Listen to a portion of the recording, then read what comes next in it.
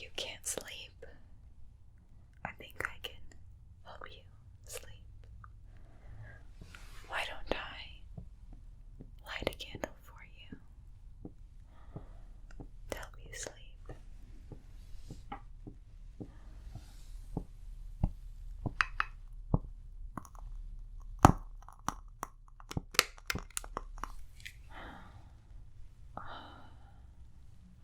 Very nice.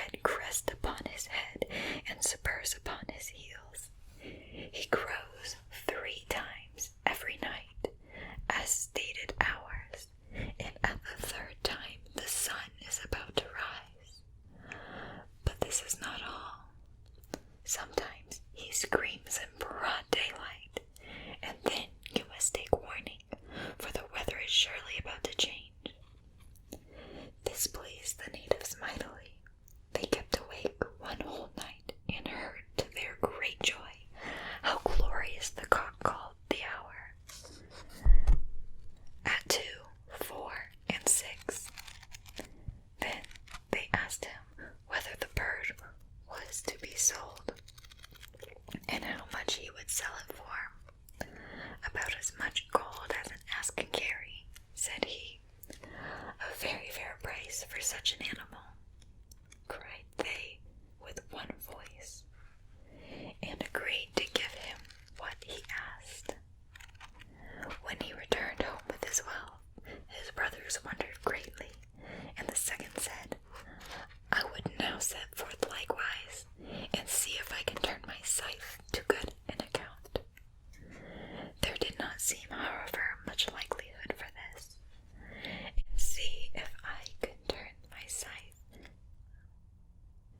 There did not seem, however, much likelihood for this, for go where he would, he was met by peasants who had as good a scythe on their shoulders as he had. But at last, as good luck would have it, he came to an island where the people never heard of a scythe. There, as soon as the corn was ripe, they went into the field and pulled it up.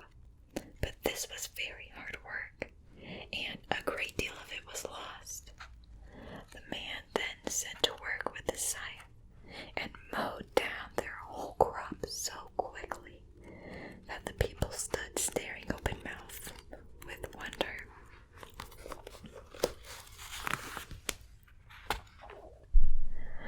They were willing to give him what he asked for such a marvelous thing, but he only took a horse laden with as much gold as he could carry.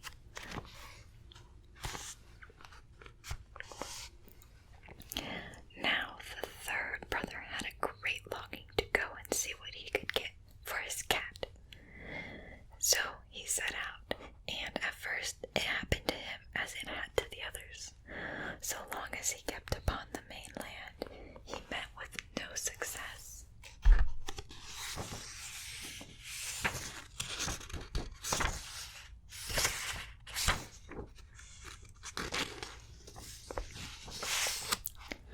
There were plenty of cats everywhere, indeed too many, so that young ones were, for the most part, as soon as they came into the world, drowned in the water.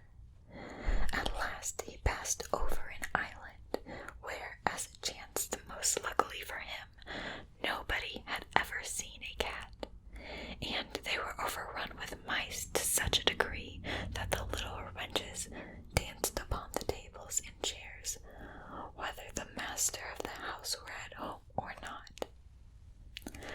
The people complained loudly of this grievance,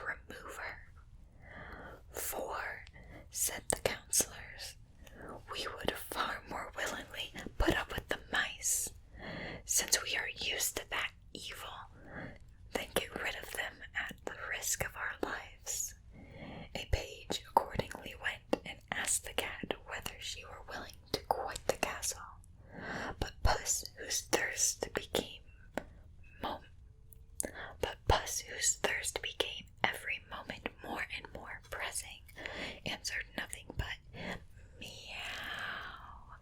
meow, which the page interpreted to mean no, no, and therefore carried the answer to the king.